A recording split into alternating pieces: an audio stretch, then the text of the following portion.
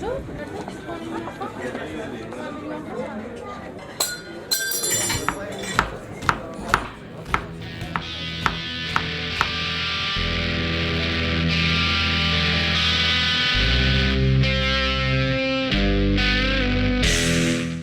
I don't want the city to change the wonderful positive traits that we have, and I don't want us to be a swaggering Billy Big Bollocks. Yeah. But I would like us to think that perhaps we owe our city a favour to not give it a kicking at every possible turn, because how can we expect other people to do the same if, you know, there's a percentage of us that won't give it a chance?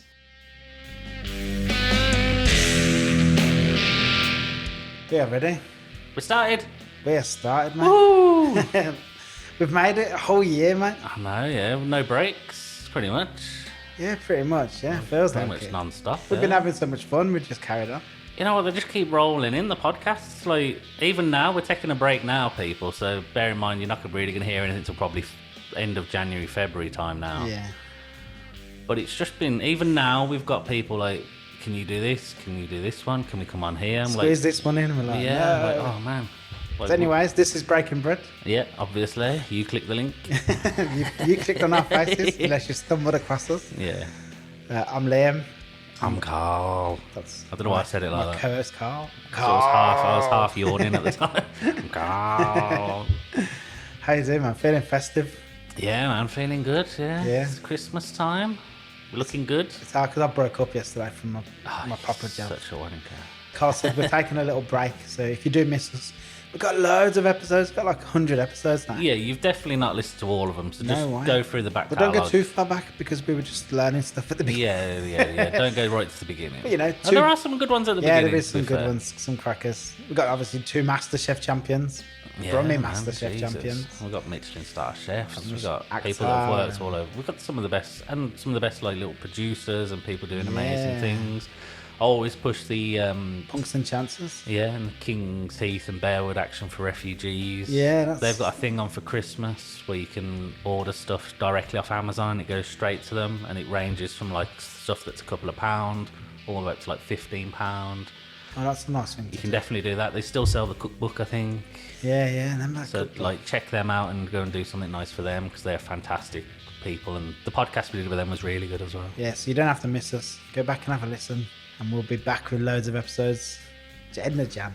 Yeah, end of Jan, February time. We're saying Yeah. it's like it should be. It should be. We should be because we've got some We planned have in. to be because we've got loads. We've got loads ready to We've record. got people planned in for them, so yeah, that first week of January, February's going to be tough. It's been a cracking year, man. You think back to some of the guests we've done this year and that, like, you know, Yeah, it's been crazy. it's really kind of felt like I know it's the first year without COVID, but it's felt like it's taken off this year a bit, hasn't it, like? Well, you've got them Spotify results that we talk about that in this podcast. It More comes and more up listeners just- all the time, more and more followers, and we love that. yeah, it's absolutely crazy. Like, I can't believe it most of the time. I look at some of the stats and I'm just like, whoa. Like it's a bit daunting. Only a little bit daunting, but still. Ah, it's good. It's good. We've managed to get out and about a bit despite the cold. Yeah, we've done well, especially last week. Yeah. Start with, I think we can't do this episode without talking about Trippier first. Yeah, we went last week. First time, and I was so mad it was our first time because I was so You could get people recommending stuff to amazing. us all the time, and then they rave about stuff, and you're like, yeah, I'll be the judge of that. Yeah, Let me yeah. get there. Let me have a look, see what it's about. You see that many people going on about it, you're like, well, all right, I know it's good. Respected Like, it's people gotta as be well. people of opinion. Joe. If they say it's good, yeah, You know, yeah, Joe yeah. from Relationship told us to go there for the last year, I'd say. Just everyone says, oh, have you been to so-and-so yet? Or if you say, oh, I haven't been there, they're like, what? Yeah, you need to yeah, go yeah, there. yeah. And then you go there and it's just phenomenal. Everything about it, the food and the experience and the atmosphere and the service, just probably Yeah, the the best people in service the, I've had. yeah, some of the friendliest, nicest service I've had. The food was phenomenal. The place is nice inside. The drinks are great. I had a wicked martini, grappa, shots, limoncello, coffee. Like I drank if they sold it, I drank it. Basically. It was like going to Italy and going to like somebody's house or a really nice chef's house. Like, yeah, you know. it was a nice vibe and mate, the food. Yeah, I like that as well. Because often, you know, I'm conflicted when I go to like a standard Italian neighbourhood just place. Yeah. Because your main's either pasta or steak.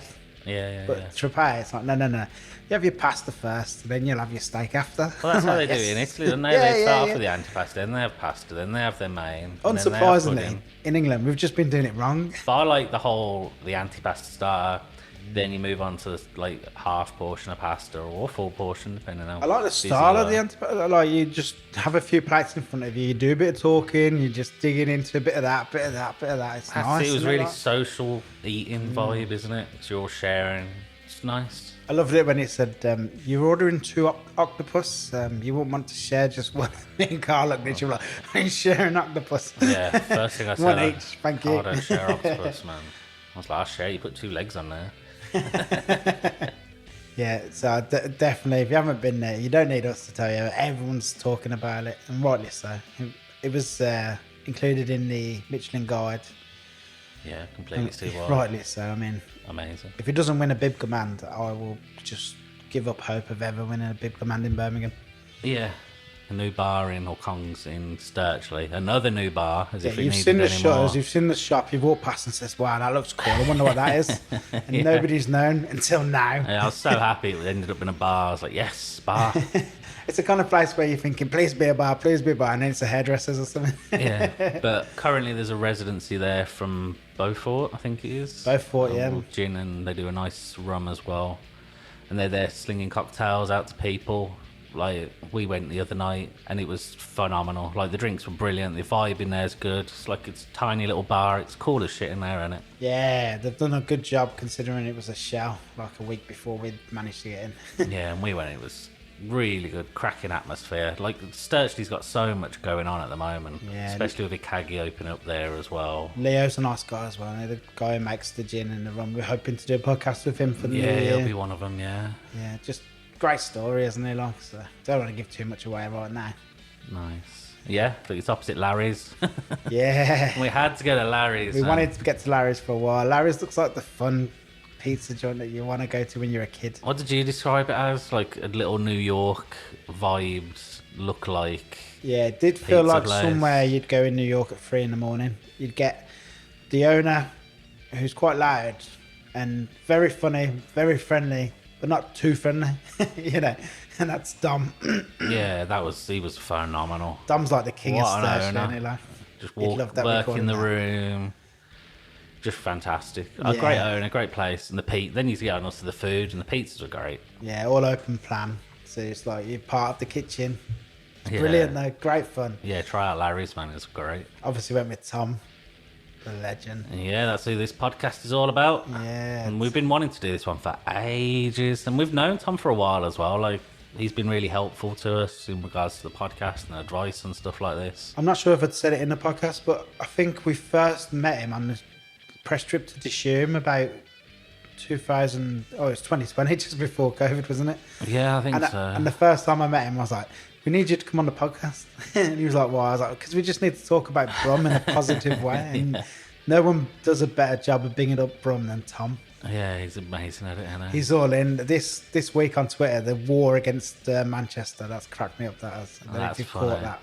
That He's- is funny. He's so good. He's so intelligent, and his writing is just ridiculous, isn't it? Like you Yeah. can't read his email without hearing his voice, No, I genuinely look forward to it. Hmm. Like, every week. and it must be the only email I really look forward to. Like I don't open anything else. No, I don't get many emails that I'm that bothered about, to be honest. Yeah. Just a real champion of Birmingham. I often prefer the episodes where we already know the person quite well. See, I don't. See, I do, because I, I feel feel like like- you can ask that little bit more personal of a question. Maybe, but then you also assume that people know him Yeah. because we know him. So it's like, Yeah, you think, I won't ask how he started, because I we know have how he inside started. jokes and stuff like that. Yeah. But either way, he does this. But he's a professional man. Like he should have been. Well, he does No, he try and interviewed interview us us. at the end, like, turn the tables on us. So if you want to know more about me and Liam, you're going to find out in this episode. You're gonna love this episode. It's just a great episode where we champion Brum. It's not often you're gonna sit down and listen to an hour of people talking positively about Birmingham, Yeah. and it deserves that. All positive. Yeah. So enjoy this episode, everyone. I hate to date episodes by saying Happy Christmas, but I know, Happy Christmas, happy everyone. Christmas, everybody. Hope you all have a good one, ladies and gentlemen. Tom Cullen. I choose Birmingham.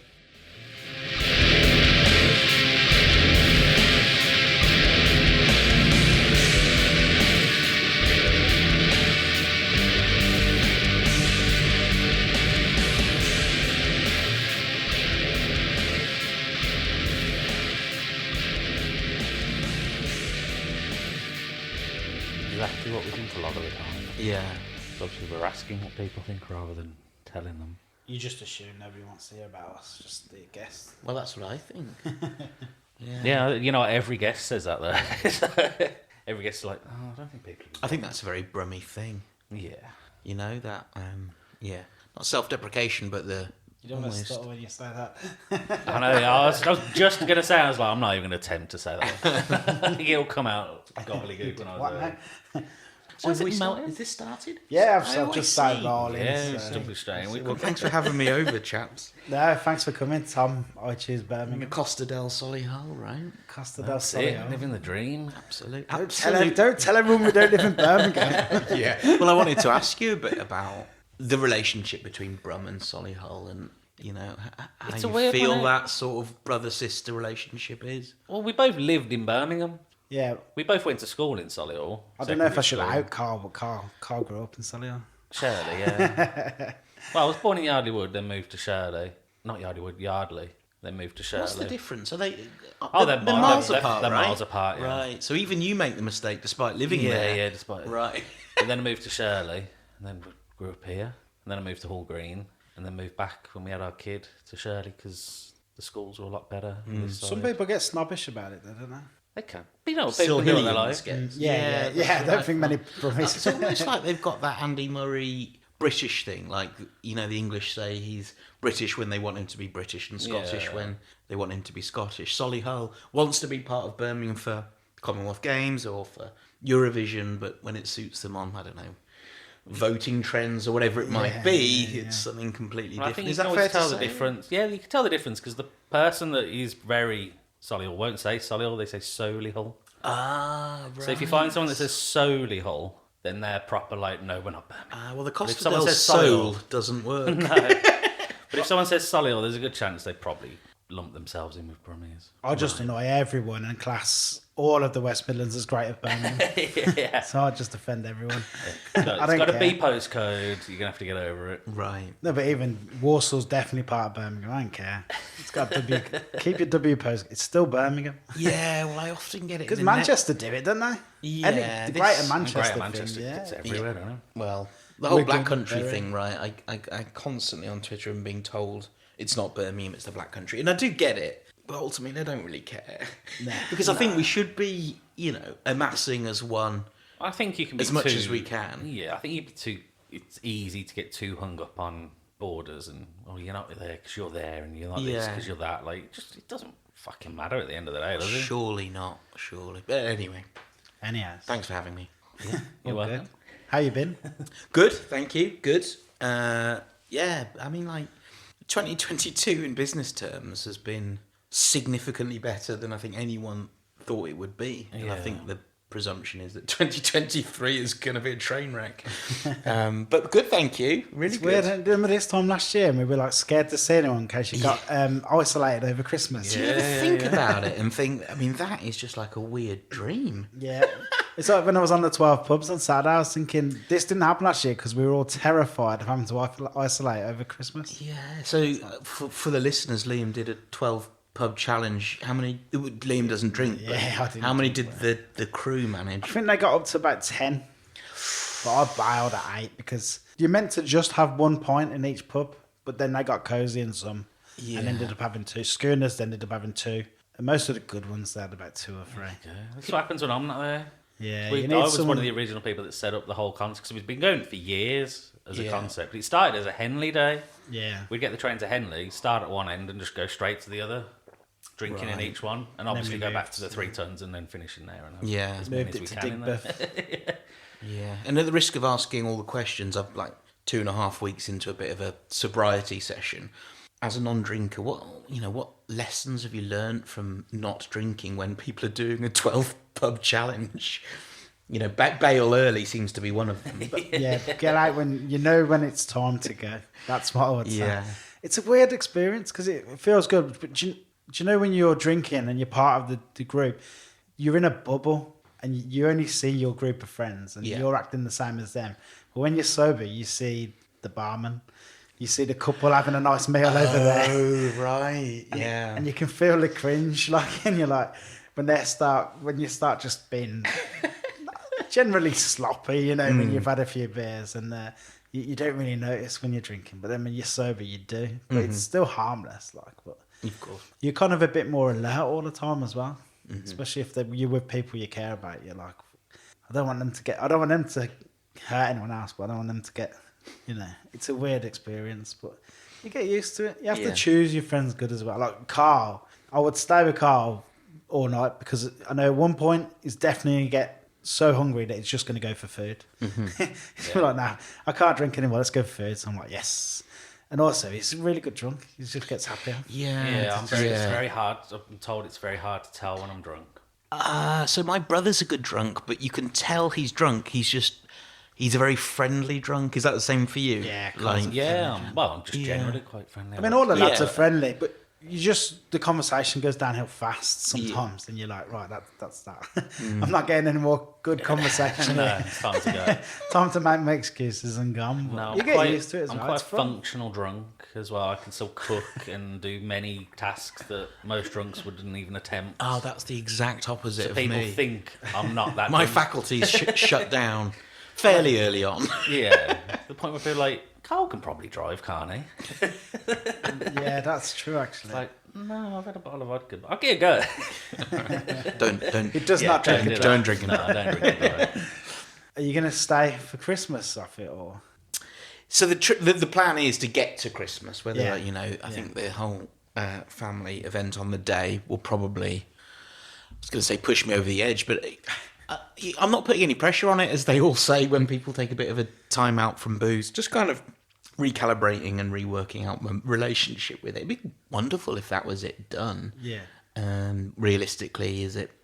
I don't know, but it's a mental health thing. Like, I feel a million times better than I did 2.5 weeks ago, and it's almost quite frightening to think that it can have that much of an impact on you. I certainly wasn't out every night by any means, but I did need to just stop for a bit and just remember what it's like to, Well, we're gonna have to go to this a gin launch on Thursday for this Beaufort Spirits, this Birmingham gin.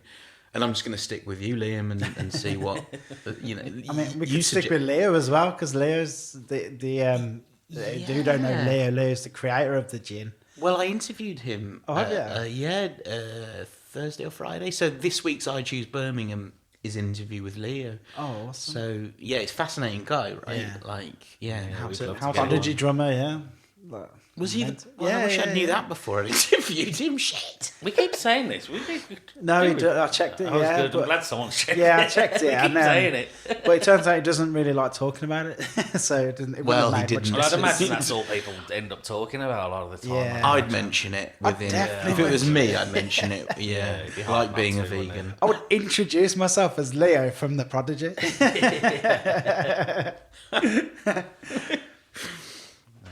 But yeah, that'd be cool. I think it'd be good. You'll be all right. Well, as long as what would you have at a cocktail gin launch as a soft drink? Like, what do you do?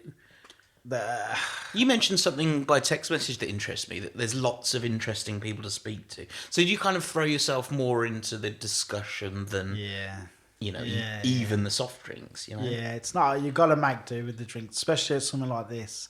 I mean, North Brew, we went to the North Brew opening party last Monday, a week ago.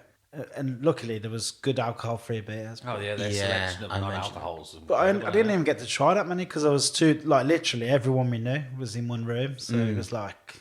Oh, that was like my Christmas party, that was. It was ridiculous. It was very good, yeah. Good to have another Bow Bar in as well. I mean... Yeah. I suspect it's probably not quite up to Tiger Bites Pig, but, was it decent food there? The food's good. Yeah. Solid. Yeah, it's very good, yeah. Good stuff. It's not the same as Tiger Bites Pig. I don't know what the difference. They make all their barrels fresh and stuff, which is a good touch. He's a really nice guy, the owner of because it's separate. But he's a nice guy. Yeah, he was really sound. I would say the little touches with Tiger White's Pig. The cured egg yolk and bits and pieces like that. It's sort of funny that Bar Opus didn't work down there. Is it? Have you ever come out of Snow Station and turned left? No. Yeah, well, there you go. That's a good It's point. either straight or right, isn't it? You don't go left. Well, it was for the Jekyll and Hyde or the Queen's Head, wasn't it? That's the only reason you'd ever turn No, left there. But even then, you go forwards and then like you go up the road and then left. You don't necessarily. Yeah. turn I never left even straight away. realised that I used to go through Great Western Gate and then turn left. What? That's how much I never turned left. I didn't even know what was left. Do you know, I used to get to Wayland Yard. Think how close Wayland Yard is there. And you just walk out of snow, turn left, right, Wayland Yard's there. I used to go through Great Western, left, and then left again, back on myself.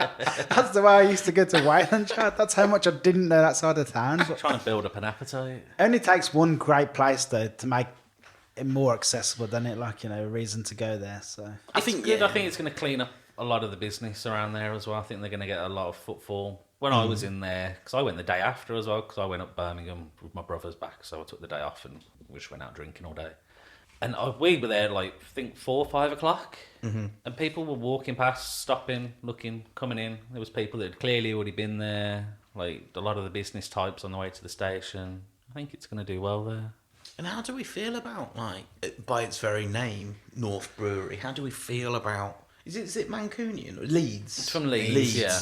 Leeds So, like, Brewery. It's like rubbing it in our face that it's north. Definitely not exactly. there. Yeah, imagine if we opened in Leeds with Brummy Brewery. But presumably, But that you know, could happen one day. It could. Potential. The way Attic are moving, they've got their second place, and their second place sounds phenomenal. A barrel-aged beer bar. yeah.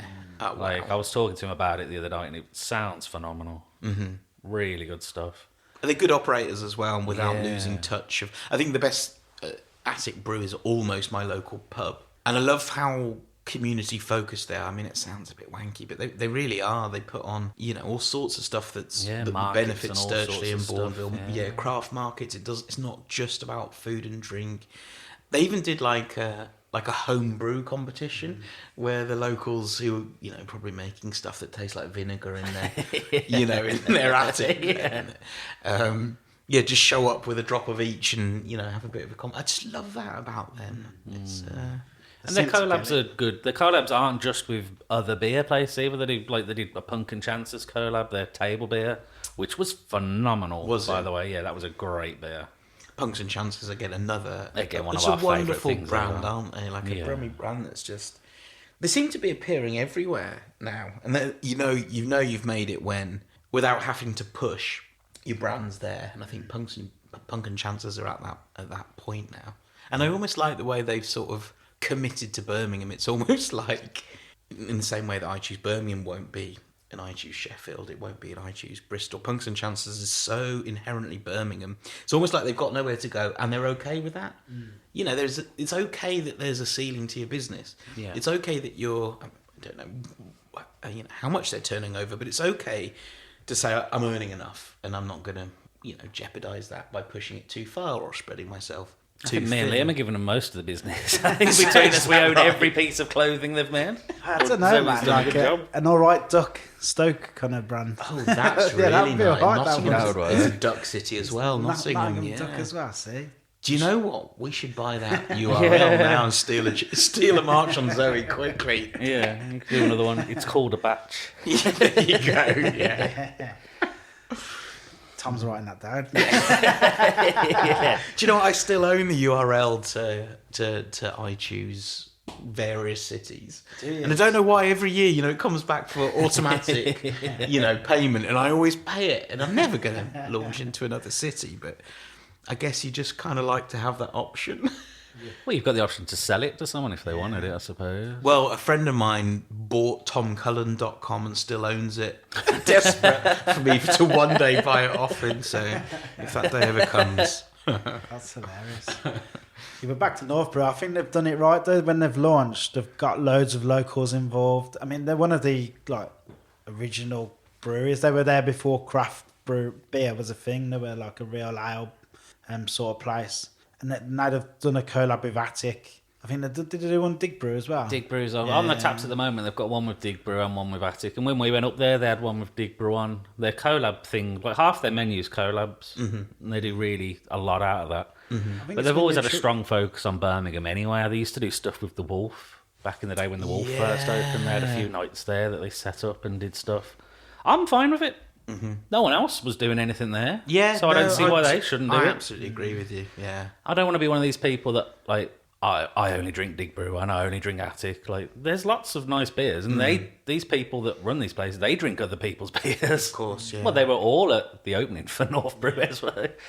They were all having a good try of the beers. So I don't know. I think it's no one else was doing anything. No, I agree. Why not? Yeah. I think big brands like that might be a bit more national and come down this way. I think there's a bit of respect for them if they do it well, you know. And also, there's something about coming Birmingham instead of London. I like that. Yeah. You know, like Albert Yeah, Schloss. yeah. They were like, "Nah, we ain't going to London. Yeah, we'll Rudy's. go Birmingham." Yeah, Rudy's, it's interesting, yeah, isn't it? There are certain brands that launch into Birmingham, and you know that they're bigger than the West Midlands, significantly bigger, and you almost sort of warm to them. And I don't think that comes down purely to clever marketing. I think it comes down to the, as you said, the people that you collab with. It's an awful word, collab. But how warmly you enter into a city. You don't come in Billy Big Bollocks, and like you some know people all. have done. You know, I think Brummie's warm to that. You know, you're super welcome here as long as you don't, Oasis it, swagger in, and That's it. You do it the right way, and you're part of the gang then. yeah. Perfectly happy. Like, yeah. I Brilliant. wonder if it's trickier the other way. I do wonder whether launching into your Manchesters or Liverpools, and let's park London, I suspect that's a completely different beast. But it would be interesting to speak to a Brummie brand. Brad Carter with his 1-star Doner bar in Manchester. I'd love to know how that went and whether Manchester was completely receptive and whether Brummies were like, how dare you? Why is that not launching? Well, sorry, where's the Birmingham one? Yeah, exactly. Yeah, I know Mama what Rouge's you just mean. done it as well, haven't they? The Mama Rouge just opened in Manchester. Have they? Yeah.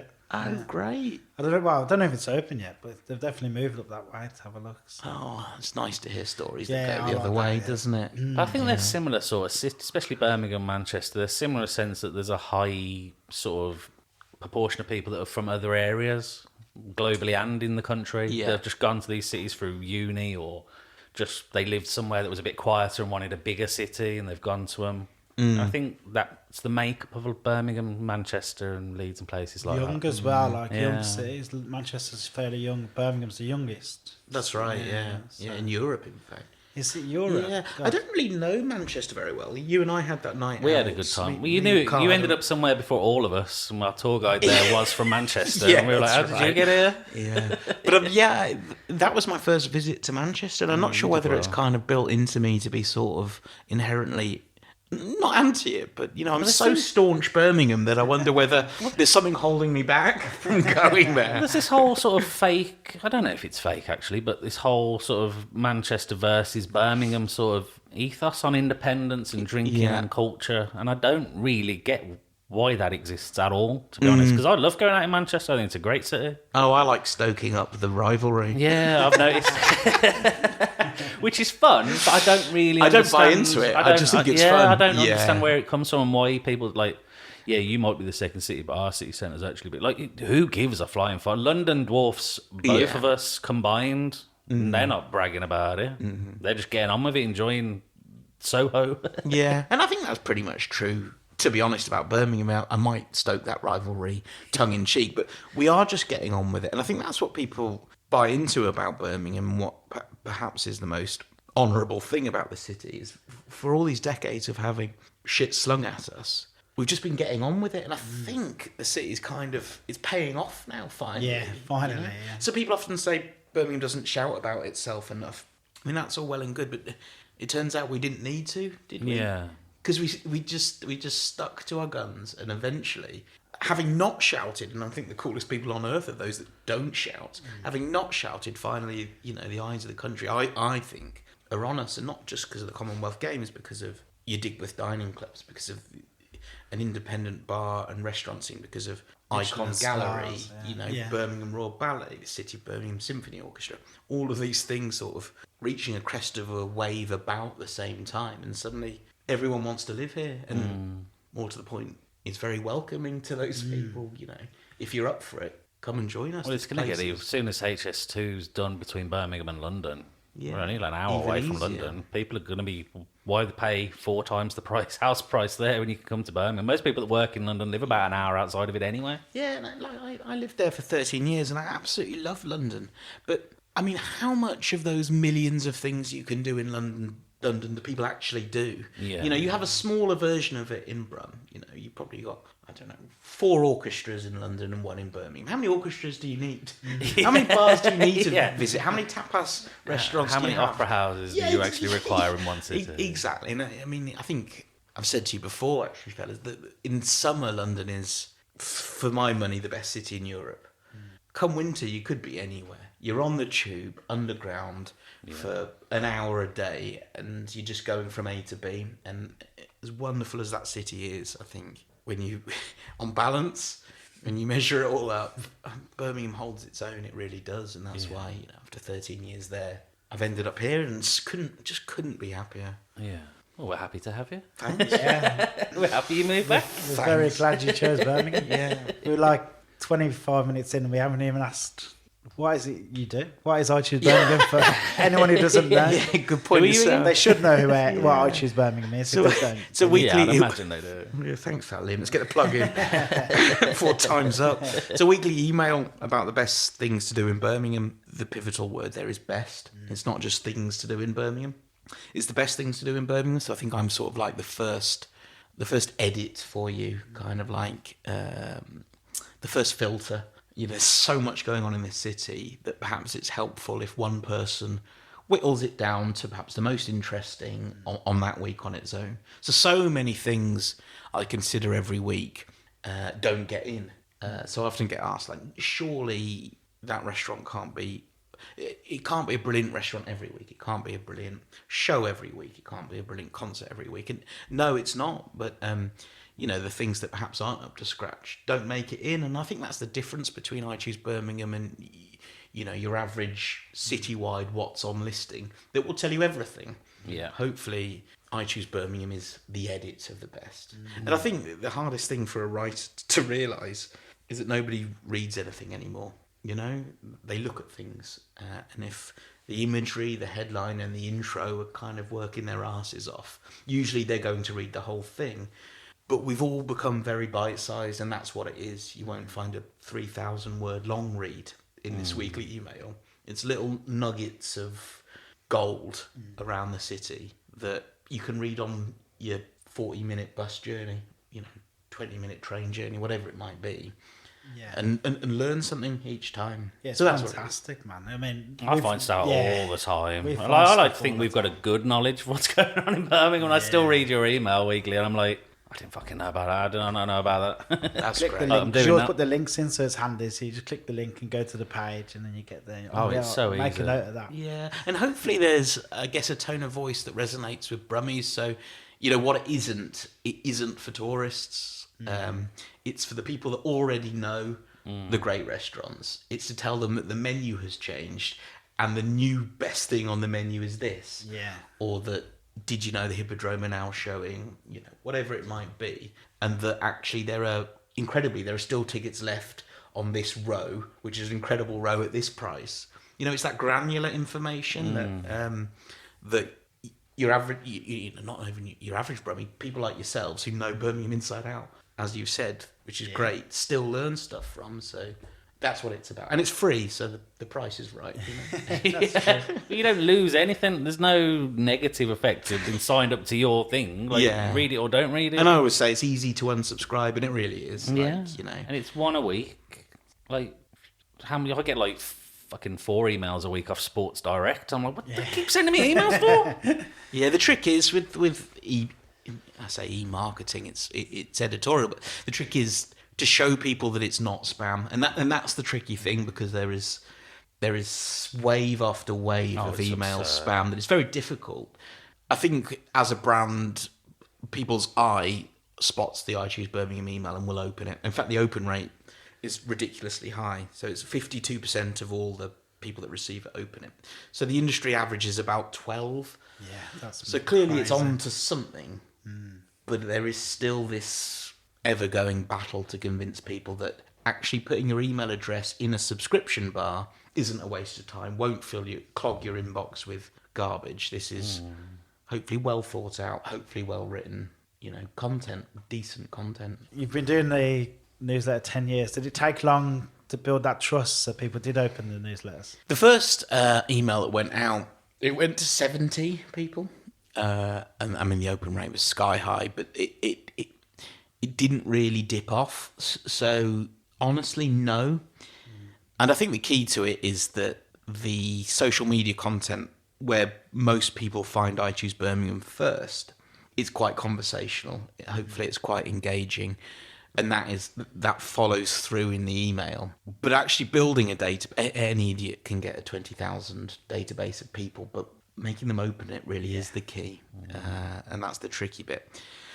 So hopefully, they enjoy reading it, and hopefully it sets itself aside by being well written. And I'm not saying that e-magazines in the city aren't. Yeah. But I think the hope is that this is a cut above. But I'm bound to say that. Yeah, you have a particular tone of voice, and you manage to protect it quite well, even when you have, because you're not the only writer on it. You obviously have Claire and sometimes Rob. Yeah. And they seem to also have your kind of style, if you know what I mean. The first trick is to find the good writers. So a really good writer can take on a tone of voice, and you're right, it is very, I guess it is my voice, but the two you named, for example, I mean, they're just they're naturals as well. And I don't know, in a world where everyone's a photographer and everyone's a writer and everyone's a podcaster with respect, you've got to be able to be the best, or if not the best, at least I hope to think that I Choose Birmingham is one of.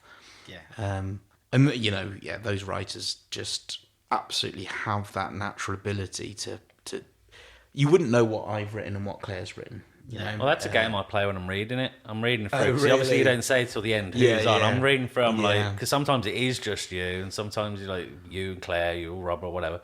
I'm trying to guess who's done what, and then I get to the end, I'm like, it was all Tom. I thought like this. I thought this was like. Yeah, I think it's kind of. I think for you genuinely can't tell. Yeah, that comes from FHM. So I wrote for FHM, and for all the bad things you can quite rightly say about FHM, the tone of voice was second to none. It really had that feeling of being part of a clique. There'd be in-jokes that would run from month to month, and if you think you're expecting your reader to remember a joke you wrote a month ago and you're repeating it, well, to do it weekly, and these aren't gags, they're turns of phrase, interesting things that keep you reading. Well, that's if you cut your teeth at somewhere like FHM, then you can tell a very decent writer like Claire how to do it, and that's how it stands up from article to article. And I'm not expected to write absolutely everything, because I think there isn't actually word count wise a lot of words in I Choose Birmingham, but it's poured over and it's supposed to sound effortless, but it's really bloody not. It's a lot of effort to make it sound effortless. So even a 200 word article, you've really got to have every sentence singing. It's really got to keep people interested, because you want people to go off and do that thing you're suggesting, Yeah. Do you impose a word count on yourself or any of the other writers? Yeah, so it's interesting it's not so much a word count, it's more an article count. So with a website, you can keep writing and writing and writing, and it doesn't matter when you stop. I mean, it should matter, because people will get bored, but technically it doesn't. But with an email, magazine writers work in pages. I work in adverts. The reason being, the email can only accommodate a certain number of ads. Yeah. Before Gmail in particular cuts it off, and all these boring reasons. But ultimately, recognizing that your form of publishing is meant to be bite-sized is incredibly important, and recognizing that unless you're Marina O'Loughlin, no one gives a shit after I think after 500 words. Yeah. And if the email can only accommodate 5 editorials, and let's say there should be 5 adverts, and let's say there should be 2 editorials per ad, that's quite a nice balance. And also there's spam filters that jump in when there's far too many images for the number of words there are, and all these nerdy, fairly boring things you need to factor in so that you avoid spam filters. The trick is make sure there's quite a lot of words, it's all interesting words, and a number of adverts and images. It's kind of that simple, but the amount I've learned over 10 years of doing it. Jesus. Because you get these longer articles that it sort of starts off with. Yeah. My favourite bits, I don't know, I do like the reading, it's all very interesting, I do like it. but I like the snippets at the end. Yeah, the any other business Like is the- the most yeah, clicked. like- Is that most what it is? clicked Any there. other business? Yeah, it's See, called AOB. Yeah, I thought it was any other bollocks. it is now, Liam. That's what I just thought it was. Because that's what I could imagine you saying. Like, any old bollocks, any other bollocks. Any other But I tend business. to find that's where I tend to most of my clicking. I'm like, oh, I'll look at that. Do you Oh, know I'll look at that. Yeah, so obviously you can get really granular about the statistics, and the click-through rates show that is the most popular bit. But I guess that's why clickbait works. So the any other business section, mostly the articles, they're not articles, the sentences are 50 words long. So you have to click on them to find out the rest of the information, whereas the top feature you mentioned, the big one, can be as much as 1,500 words long. You've pretty much told everyone everything there is to know by the time you've finished writing that. So they might not necessarily click through to find out more because they've learnt it all. You say it's for the best, not like you're just not bringing everything to it. Has it been harder and harder as Birmingham's got better to whittle it down? Or Easier and easier. easier? I thought as there would be more good stuff, more great stuff. Oh, I see, yeah. It'd be quite hard to just say, Yeah. sugar now. I see what gotta you know mean. that. I see what you mean. Yeah, it possibly has got harder in that regard. I tell you what, it was very difficult at first when I first moved here because I launched it within 2 months of arriving in Birmingham. So anyone that read that first email, I didn't know anything that was going on here. So it's got easier in so much as I know the city inside out now. Yeah. Has it got easier to cut things out? More difficult to cut things out? Probably has. Yeah, it probably has. And there are, it is a PR's job is to say, well, why didn't that get in? Well, what can I do next time that might get published? And it can be sometimes difficult to say it was a bloody good story. Yeah. But this one was a bit better. Yeah. But easier also because I think the more highly people regard it, the more they'll come to me with a story. So we often beat the Birmingham Mail to exclusives. Yeah. And I think that speaks volumes if you can reach PLC owners of the Daily Mirror to Yeah, to you're the doing Punch. really well. People see something in it, Yeah. Definitely. So yeah, harder and easier in certain same different time. ways. Yeah. Yeah, and I just think, like, how many emails you get asking, can this be in your newsletter? You must get like 100 emails a day. Can you put this in your newsletter? Can you put Yes, this? more than 100, Yeah, genuinely. yeah. Yeah, it's Wow. probably 200. Yeah, I'd imagine. Yeah, you get quite, it's a really difficult job, PR, and I think you have to be, really polite. You don't disregard press releases. I do try to respond and say it's not quite right for us. Yeah. Thanks ever so much. I think journalists, in fact, I know journalists can be quite cold with PR, and the whole fucking industry wouldn't work without them. It's absolutely, they're incredible. So just to say, actually, that's not quite right this time is quite easy. But when you've got to do that 200 times, it can be quite a handful. Well, I suppose you've got know what works for your email and you know what's going to work. Say something's opening up in Sturchley, you're going to know already a very good chance that whether it's going to be good or not. Yeah, and do you know how difficult it is sometimes to explain why it's not in? Yeah. Well, I just know. It's just, I've been in this industry in lifestyle writing for 25 years. I just know now, and it's hard sometimes to say. I haven't got a specific reason, but I just know that wouldn't resonate with my audience. Sorry, How many emails have you sent out now? So this week's is number 429. Yeah, you'd like to think you know what you do. Yeah, So what to yeah. include. Was there any a moment at the beginning where you thought, oh shit, this might not work, or I might have to go back to London? But that's all I thought for the first 3 years. That's all I thought. I had an email from Laura, who used to write for Writers Boom. She's moved to Cornwall. She's trying to work out how to rediscover a love for writing and do it from the countryside, from the coast. She sort of asked me, like, when did you know it was going to work? And it was so bloody hard. It was such a slog. I couldn't pinpoint it at all. But I was freelance writing at the same time as launching it. And I think that's the key bit of advice I'd say to anyone that was going to do something similar. Is perhaps don't put all your eggs in one basket. I suspect Elon Musk would probably say the opposite. If the pressure's on, you will make it succeed. But I did the opposite. I knew that if this went south, it wasn't the end of the world. I still could be a freelance writer, and that would perhaps be my advice if you wanted to change things up a bit. You don't have to quit your job and go all in on it, you know. But it was a hell of a slog. And eventually you realise that you're not emailing others, they're emailing you. They're telling you, asking you if they can get something into the email, you know? That's very similar for us Yeah, now. that's Isn't it? exactly When we what's started, we happened were to asking us, everyone, do you want to come on the pod? Now we don't we ask some people here and there, but we So just how get long offered so many podcasts now, and I'd say we turn down more than we do. How long have you been going? 4 years? 4 years. 4 years, but you could probably get rid of a year through COVID. COVID, I'm taking them killed away. it. Yeah. Well, let's just not talk about it. Yeah. But there's over 100 episodes now. Yeah. Some of them are just us talking, the earlier ones, but I'd say interviews, you're probably looking at 80 odd. Do you ever minimum. go back to the early ones? I think I I get listen it. to every episode about 5 times. Of course. Yeah, you edit, so you're Yeah, going to have edit. to. You must But be so even sick of my I voice. do the van test. So when I'm at work in my van, I have to put it on in the van and see what I think of it while I'm driving, like while I'm doing other stuff, make sure it's engaging. Like, So how long before you felt you turned a corner that people were coming to you? I don't know, it took a while, didn't it? Because I don't know, we're quite both, I wouldn't say pessimistic, but we give it a lot of thought, and we're always like, I hope people like this, and this is.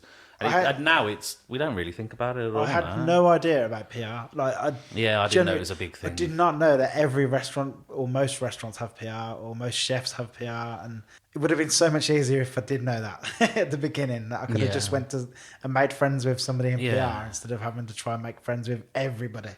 But I feel like maybe that's worked in our favour that we have kind of done that, because we could call a lot of the chefs and restaurant owners genuinely friends, like text them now and say those things. And Yeah, it's not a week goes by without not talking to someone or another about something. That's great. Gossip, like, it's great in that sense. But yeah, PR was a massive shock to us. We had no idea how important PR was. And there's some absolutely incredible PR companies in Brum as well. Well, we do a lot of stuff. The one we know probably the best and does give us a lot of work, especially early on, and were really supportive of us, was the relationship. And they've done, for us, they've done great things, but they really care, the people that work there. And yeah, they have Joe and the team. They have creative ideas. I think that's the they're key really to good at brilliant what they PR. do. Is But we had this was all this was something we learned fairly quick. We were like, this is all PR. Like, I don't understand. Like, a lot of people do the whole Instagram thing. You find like for free stuff and invites, and I want to go to this opening. I want to go to this. Yeah. Or I hope I can get to this. We didn't know that was a thing either. Like, when we started doing the podcast, we didn't know we'd ever be invited to anything. didn't even dream of it. We didn't think, like, why would we? We didn't really know they happened, and two, we didn't really thought we'd ever. Why would we get an invite to this, or why would they want to speak to us about this? I wonder if that's one of the reasons why it's going so well for you guys, because you're not driven by advertising sales. You know, you are amiable, lovely fellas and it's more of a conversation, isn't it? What you do, I think, is why. Well, that's the first thing we said when we sat down, is we wanted it to sound like we were just talking. We're not professional interviewers. We're not like journalists. Neither of us have been to university. So it's like, I'm not slagging people that are real journalists. But No, of course I think it comes across as a different style. And I think chefs, because a lot of chefs don't go to uni, or they kind of resonate with this style as well. Yeah. Like when we're interviewing a chef, like Carl will swear pretty early on. And Yeah. I think that's There's a good. good chance in every conversation I'm going to do that. Because I think straight away, nothing says this isn't the BBC more than, shit, or fucking that. That straight away, like chefs on ease, they're like, oh yeah, this isn't the BBC. I can say what I want. Yeah. But I'd say, going back to your original question, like Alex Claridge, That guy. Alex was Easy the for you to first chef to kind of message us and say, can I be on the podcast? Oh, and like, wicked. what a name, like, you know, he was like, when I drew up a list of people who I wanted on the podcast, like dream guests at the beginning, Alex was on that He list. was on the obviously. list, yeah. So when he messaged us, and then when he came on, and then we had Stu just after MasterChef, Yeah. and that kind of felt like and then obviously COVID, that was March Yeah. 2020. So, but that felt genuinely like where people kind of looked at us and went, oh yeah, they're taking this serious now. Because I mean, like, I think it's like 80% of podcasts don't last more than 7 episodes. It's a ridiculous number. Like. You got. I mean, I'm interviewing you now, but one of you put out. Is it The Spotify stats. your Spotify I Unwrapped? couldn't- Right? I So couldn't get over that. those stats are incredible. A top 5% most followed podcast in the country. Top 5%. Because podcast stats are weird. You know, like, you can go on your... Well, I do the newsletter on MailChimp. So I Yeah. can go on MailChimp. It tells me how many... It tells you everything. Whereas the podcast, it's like split. So you'd have to go onto iTunes, Spotify. So like iTunes don't give you that information that Spotify just did. So that was only on our stats for Spotify. But when I seen them, I was like, oh my God. Yeah, I was sitting there, I was like, has he made these up? I couldn't get over it. I was like, shit. And it was like... It's almost like daunting. Like, you're like, oh, I didn't realise I didn't put the countries one up. It was like a stupid amount of countries as well that we listened to in, which was weird. I was like... Yeah, I was like, who's that? Like, I noticed we get a couple of listens straight away in Ireland because I got loads of family there, and then Australia because I got family there. But then there was like Cyprus for a little bit because your brother was in Cyprus. Yeah. But yeah, it was just... yeah, it was he's listened to a few. Just did not expect it at all. No, it's very odd. Them stats, they're very flattering stats. As I look at them, they're just like, wow. Yeah, well done. Like, it's nice. Yeah. Yeah. No, we don't really tend to, like, we get stats like this. We'd do it if nobody listened. That's it, like we've said. Like, Yeah. there's an ethos that we started off with, that we always want it to be a conversation. We don't want to slag anywhere off. It'll get cut if someone does. Yeah. And we just, it's just a nice vibe. We want it to be a friendly, positive conversation I'd with love people. a compendium of all the things you've had to cut. You know what? It's explained pretty early on to most people, and if we don't know them, we'll say this is how we give a little explanation of what's going to happen. We don't say don't say this; it'll be cut. But we're a positive podcast, so Yeah, same with iTunes. we keep it. Birmingham, Yeah, like, we're not what's- here to slag anyone off. And there's some people you have to tell that you have to make that clear in advance before you interview them that you're keeping it positive. But that's just what we started off with, and it's exactly. We haven't changed. We haven't diverted once. Although from you know, how we do like it. if you did keep all the negativity in, and then ran just like the headline on Twitter, we'd probably have like Yeah. 100,000 more listeners. We Yeah. top 1% on Spotify. I don't care, to be honest. Like, Yeah, because you're like disarmingly friendly. You're not exactly a pair of Paxmans, are you? No. Well, I think it plays because we just are. Like, I mean, I'm sure we would say this, but we are just nice and we are interested. fanboys, really, aren't we? Just for the Yeah, industry. we're just interested in the industry. We have a massive passion for it. We don't get paid for this. We do it because we like doing it. And if we don't want to do something, we don't do it. It's very simple. Do you find it hard? Again, I'm interviewing you. I was going to say, No, this that's has fine. changed Interview it. away. Do you It's fine. find it hard after a day's work to get on To do this? anything. Particularly for you, Liam, to edit it together. So, for me, an interview that runs an hour and 20 long, I know I only need 20 minutes of that. Yeah, but yours is way harder than mine Sure. because I just let it go. So it's like if it's 2.5 hours, it's 2.5. Well, it might be 2 hours, but I'll rob one. Now Rob could have easily been 3 hours long, but Rob Wood. yeah. Well, Luckily, that you man don't know knows his dinner. Luckily, you haven't. But that was what a podcast that was. I'd still do it. You know what? I'd do a 3 hour special with Yeah. him. He's that fascinating. Yeah. But for and you, you've got engaging. you've got constraints. You've got to get it down to Yeah. But Yeah. With Rob Wood, that Leo from Beaufort Spirits, that new gin, described him as Rob as a mad scientist. Yeah. Which I think pretty much. Well, we were talking about non-alcohol stuff earlier, and his non-alcoholic cocktails, Yeah. they're on a par with any alcoholic cocktail Really? you can have. They're so, like, I get to try Liam's, luckily. He doesn't get to try mine, but I get to try his. And they're phenomenal. Yeah, they're absolutely phenomenal. Like, and he really cares about the non-alcohol side. He can see the benefits, and he can see that some customers still want a drink experience at a restaurant, but it doesn't necessarily want it to involve And they're served alcohol. at Atelier, presumably. Yeah, but it is hard work, the podcast, but we have to. We love it. That's why I do it. I love it. Like, Yeah, you. but not in evening time. I'm not, like 8 o'clock. I'm a 5 o'clocker. 5 o'clock in the morning's my time, and then Yeah, you're up at 5 editing this, aren't you? 5 o'clock, and then 7 o'clock work, and then You're a morning man. yeah, Me man, too. I've always been a morning man. Gym at 5 o'clock. Yeah, and I'm lucky in the sense that I do a lot of the organising and emails and Right. getting us, and I can fit that in with my work quite easily because I get gaps in between what I do where I can sit down for 10 minutes and do a story or email someone back or email someone for this reason or that reason and text Liam, can you do this date? Yeah, At and this then time. I'll text back 3 days later. And then I have to send another text saying, no, Liam, can you do this day? I'm not about texting or emailing back. That's not my thing. But yeah, luckily we found a way of making it work. I think more than deciding it was going to work, it's just worked its way into our lives. So you've managed to somehow turn the interview. I know, around. yeah, that's what I do. True journalist. Yeah, exactly. Well, we should, like I said before we started, we should do one where I just interview you two. I think people would love to know how Birmingham's Ant and Dec met, you know, and how you don't. If you had a fight in an elevator like Ant and Dec did, I think that would be a short fight. I think I'd be coming out of that a lot worse. Do you know those body language experts I feel like I'd be like, I'm saying yeah, but I'm shaking my head going, no. I couldn't think of anything worse. I'd say you're more sort of introverted in some sense, where you don't really want to give too much away or like do a speech on a Lock stage. me in the or room with a something like laptop and my editing software and I'll be happy. Whereas I'm quite happy to get up and talk in front of a crowd. It wouldn't bother me. They're just people. People are just Really? people. I don't care about things like that.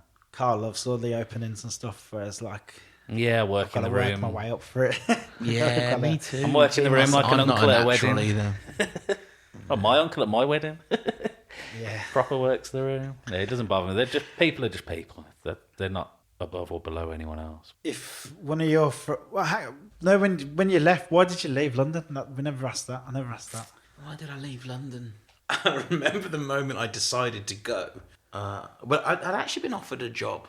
I didn't go straight to Birmingham. I went to Dubai. Oh yeah, I remember you saying that. Absolutely hated it. I'd say Dubai is the exact opposite of Birmingham in that nothing in Dubai is real. Yeah. Even the people. Yeah. I mean, I had friends in Dubai, lots of friends, but there's a certain fakeness that permeates not just the buildings and the people, but Birmingham is very real, like almost to a fault. Nothing is fake in Birmingham, you know. Coming from Dubai to Brum, what I most loved about it was the exact opposite. But I left London. I was offered that job in Dubai. I think I perhaps had lost interest in my job at Shortlist magazine at the time. And I remember I was on this really busy bus, and like we've got busy buses in Birmingham, but like in London they are horrendous. Yeah, it's crazy. And two dogs started having a fight on this bus, and then the two owners started having a fight. And so I just got off the bus and I rang the editor of What's on Dubai and said I'm having that job and left. I don't know. I think perhaps I'd seen enough. The thing about my time in London, I loved London, but it never felt like home. Yeah. And like if in 13 years it doesn't feel like home, then it's not going to in 26. And Birmingham always did. In fact, you know, my mum's house on my mobile phone still is home. It says home, you know. Yeah. And yeah, I think that's the thing with Brum is that you can leave, but you'll always look at it as home, and I always did.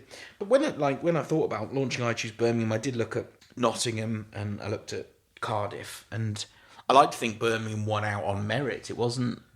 People often think I just came home. Yeah. But if you grew up in Birmingham when I grew up in Birmingham, you wouldn't have been in a huge rush back. You know, by 2000 and when did I come back? 2008. It was a completely different city, you know, and it really was and still does appeal to people. Sometimes Brummies find that hard to believe that it appeals so much to people in other cities, particularly in London, and that's why it always comes top of all these Office of National Statistics. It just came up the second best. Was it UK or was it the world? Oh, that was a Time Out. I mean that wasn't like a statistical analysis. But it's still fairly big. What I found for the listeners, Time Out magazine put together the 10 best places to visit in the UK. So that could be a city or a town, it could be a village or a whole county, but it was the 10 best places to visit. Birmingham came second, and I knew this would rub people up the wrong way. But what I found really interesting when I put this out on social media was the reaction. So on the Brummies that follow me on Twitter are obviously incredibly passionate about Birmingham. Yeah. You know, they put it on their shoulders and they loved it. And then obviously it reaches people outside of Birmingham through retweets and whatnot, and suddenly you find the anti-Brummies that have nothing to do with Birmingham giving it a good kicking, and that's what I expect to happen.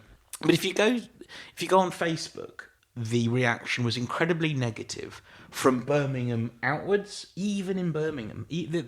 This is what bothers me about Brum, is that there's a sort of subsection of Brummies that still have a negative opinion of their own city. Yeah. And I can understand that it's not perfect. I get that.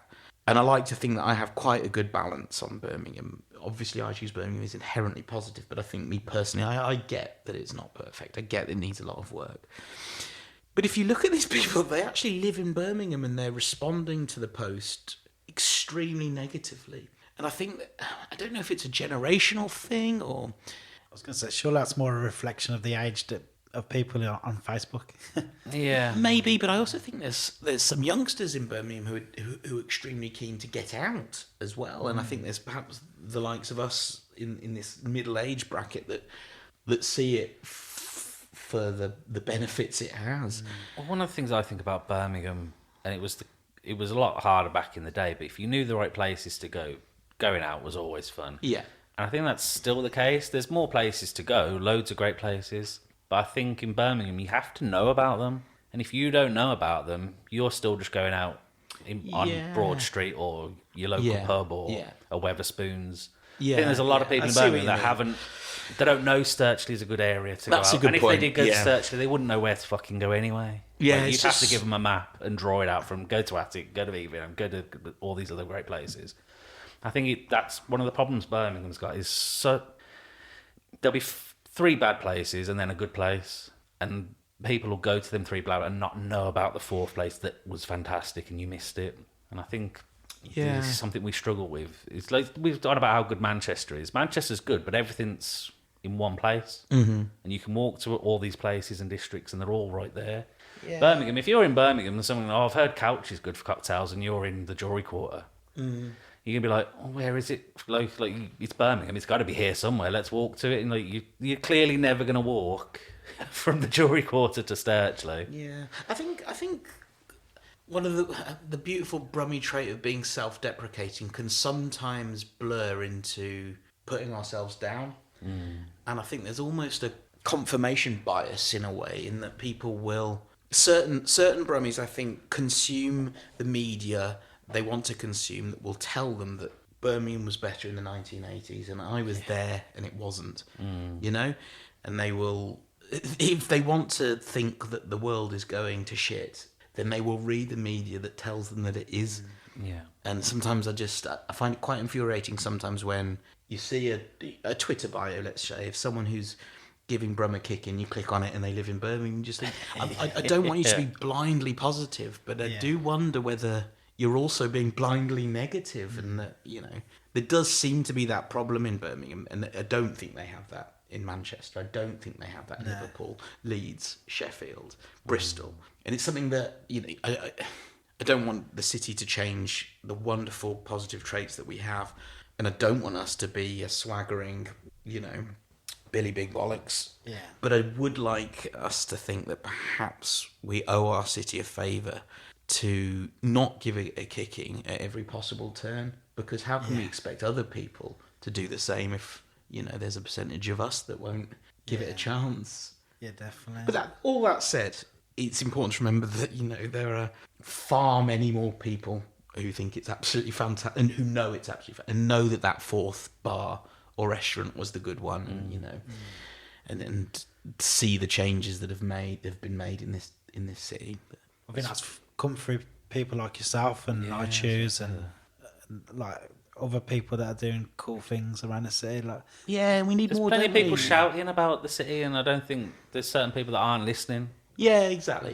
I mean, yeah, you and know, they're just not going to listen by nature. No, they've made their mind. They want their Carling and a fucking Weatherspoons, and they're not interested in anything I mean, else. you're right. Subscribe to I Choose Birmingham. Listen to Breaking Bread.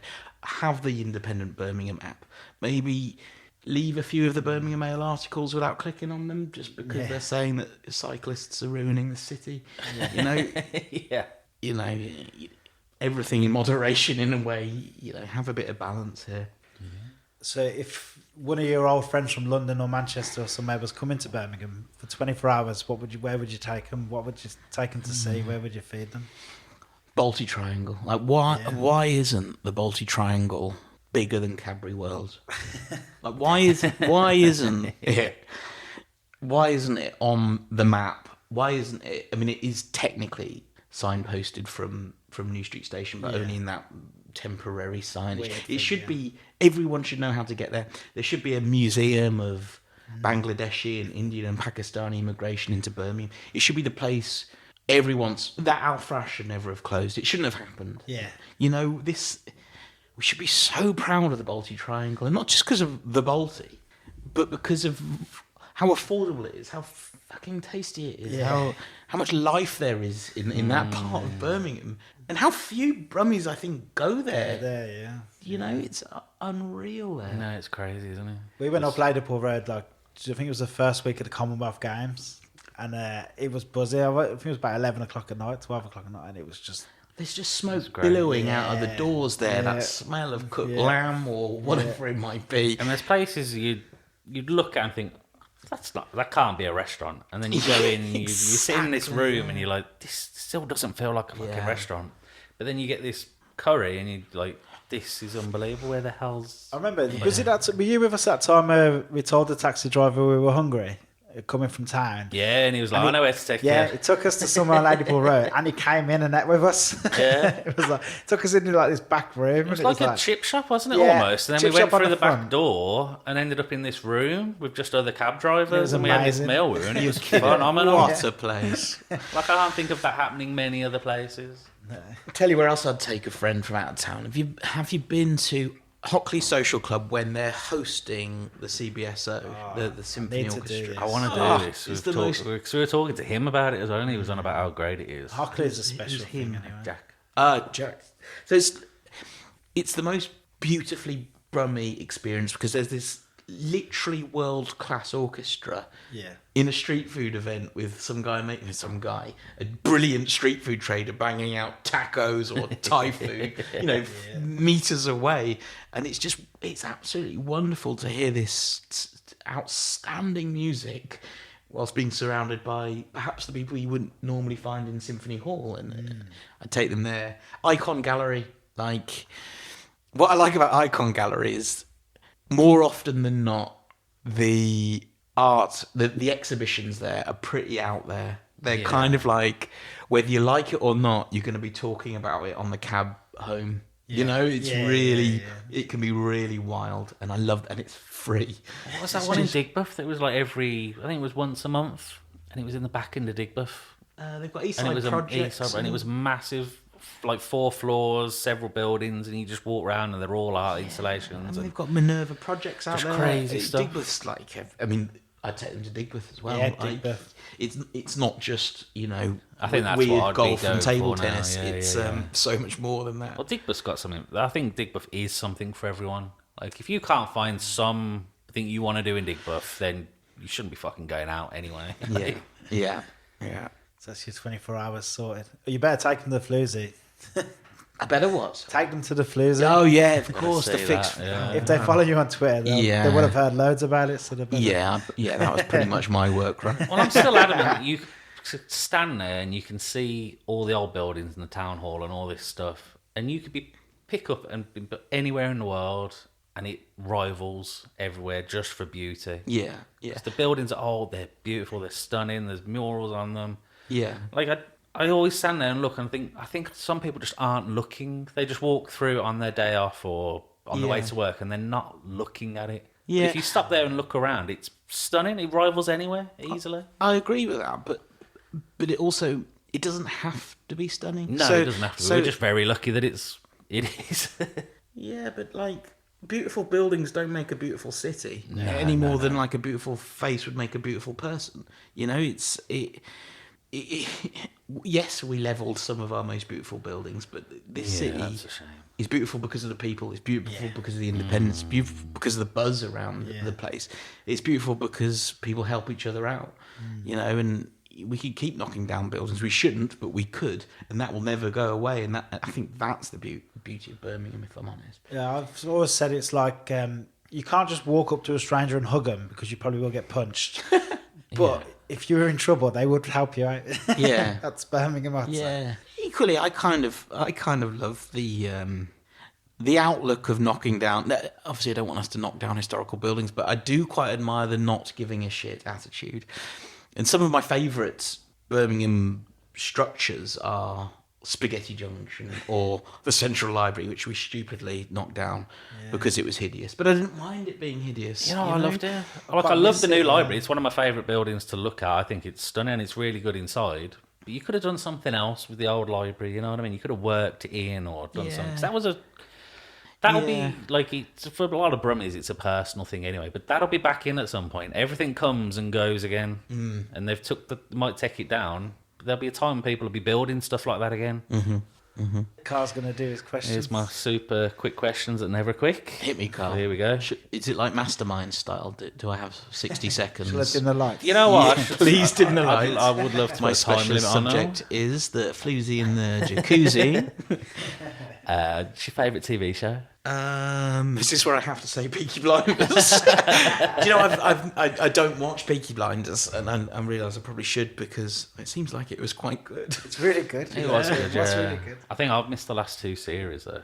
Really? I And I've watched never the watched first 3, I think. Mad Men. I never watched Mad Men. No, I never got into I that. got in and out of Mad Men. Lost interest sometimes, yeah. I was told It was nothing good. really happens, and that No, kind of put me yeah, off. exactly that. Nothing really happens. Band of Brothers was my favourite ever TV show. That's a good one. Favourite movie? My favourite movie as a child. I mean, the 2 movies I've watched most: Stand by Me and Terminator 2. Yeah. But is your favourite movie necessarily the one you've watched most? Probably not. No, it's never going to be the best movie ever made either. My answer's Predator. Of course it is. And I think you put on the list I've got, you've got The Crow or The Lost Boys. Yeah, but both of them are the best films ever made. So. See, in my opinion, The Predator's a 10 out of 10. The Crow. And Unbeatable. Randomly died Brandon Lee during died the during film. the film. So how did they make it? I think it was the near last- the It end. was the end. Yeah, it was at the end. There is a couple of scenes where someone else is. Yeah. But they don't him. film it chronologically. Like, No, the end no, of isn't course. necessarily the last thing they shoot. It was the last day of shooting. Oh, right. So That's that's right. nice, So, Yeah, pardon the word. Yeah. Oh, did he shoot himself? He shot He got himself. shot with a fake bullet and it killed him. Let's move on. Let's move on. So, do we say a film? I've gone for Stand By Me or Stand by Terminator 2. So we're going for them. Brilliant. Good, both great Terminator films. 2. That's classy, isn't Terminator it? is fantastic. What, I At should have any gone for point something. you join I the should have gone film- for La Bella e Vita. I've gone for Yeah. Terminator 2, mate. Terminator. You know, the answers we want to hear. What's your favourite band or artist? Old Tom would have said Guns N' Roses. I've got like a embarrassing dad obsession with a young band called The Vaccines. I say Yeah. young, they were young a while ago. They're probably old now. But I listened to and like, I only listened to like 12 bands on repeat. So my Spotify Unwrapped was the same 12 bands it was last year, the year before that. That's not a bad thing. You get people like their music. My wife's the same. She's got a very specific music taste, and that's pretty much what she'll listen to. What's your karaoke song, if you don't mind me asking? If I've got a karaoke song, I'm really, really obvious. It's like Bohemian Rhapsody. Like it's something I picked that I should know be I. banned. Yeah, I know, but it's one of them. Like I know I don't have to do much work. Oh, you don't have to do much. Oh, because everyone will join in. Everyone else will join Well, in. it's the So I hardest tend song to pick to one sing. that's Sure. but it's one I can you can pull the mic. Well, away mine's and it Radio still Gaga, goes. so this Yeah, that's Queen similarly, again, yeah. everyone will just jump in and help you. But also, you shouldn't be able to sing to do karaoke, right? No, if you You can, have you're like, to oh, be. You my have to God. crucify the song. I used to work in a pub where we done karaoke's on a Thursday, and I actually hated the people who really could sing because you knew they were there just to get an ego jump. Like, you're Yeah. I far preferred the drunk geezer who got up and made an absolute ass of himself Yeah. and just roared his heart out, and I loved that. You will know Rob Newsom of Foodie Boys fame. He and I like to trawl Chinatown to find the hidden karaoke booths. Yeah, my That's wife's the gone to place. a lot of them. She That's likes the them very place much. to be. Well, she has a playlist of karaoke songs between her and her friends, and they just add them onto the playlist now. Rob also asked me to get the word heron into this podcast, but I've technically failed. Heron. Yeah. That would be a hard one. To Sorry, work in, Rob. though. Sorry, Rob. Really weird ones. What's your favourite beer? My favourite beer. So, Longhorn by Purity, I suspect. That's a good one. Every year, I was the first customer at Pure Craft Bar and Kitchen. So every year on the March something, April something, they let me come in and have a beer on the house, and it's always Longhorn. And it's the best beer of the year, and then I'll go and watch a movie on my own. That's what I like to do. National on Tom that day. Cullen Day. Yeah, there should be one, shouldn't there? No, I'm down with that. I do like Ubu. I'm a big fan of Ubu. Yeah, Ubu's fantastic, Ubu's isn't it? fantastic, Yeah, yeah, and that's what I can the other really thing agree about Longhorn is you don't have more than 2 because the hangover is intense. Yeah. What's your favourite big fast food chain? Five Guys for my sins. So like, that was Liam's answer. I recognise Meat Shack is miles better. I recognise Original Patty Men is. But sometimes if you're stuck at New Street Station and there's Five Guys there, I think my order is quite weird. I have mayonnaise, raw onion, no bacon, cheese, jalapeno. Nice. That's not far off. And mine. no fries because the amount of fries. Oh, the small fries is like a whole bag full still. How many people do you think have made the mistake of going with their partner or something and ordering a large fries each? Yeah. Fries. I've made that mistake. Everyone must have made that mistake. Yeah, I bet they. Do you get the milk? Have you ever had the milkshake from there? No. Oh my god! Yeah, you're always on about the milkshake best there. part about Five Guys Is is it the milk really? with the bacon crumb.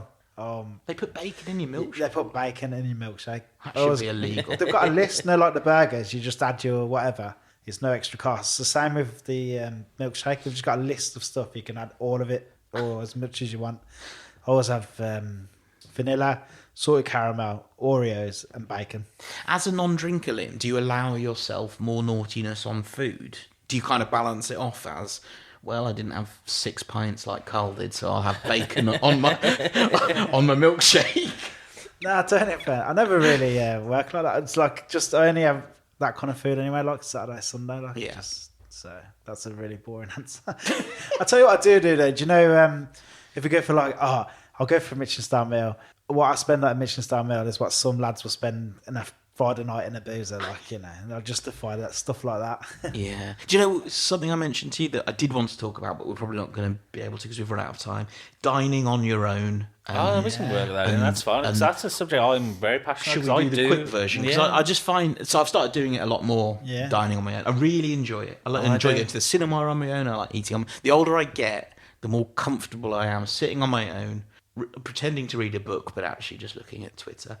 And eating a bonehead, you know? Bonehead's great for it, in fact. Well, that's a great place to be by yourself anyway. Like, it's perfect. I was out Saturday by myself. Walked the dog and went to the pub. What percentage of people do you think are comfortable going to a restaurant on their own? I think it's going to be Not low. many, you know. It's going to be I a love it, I small do. percent.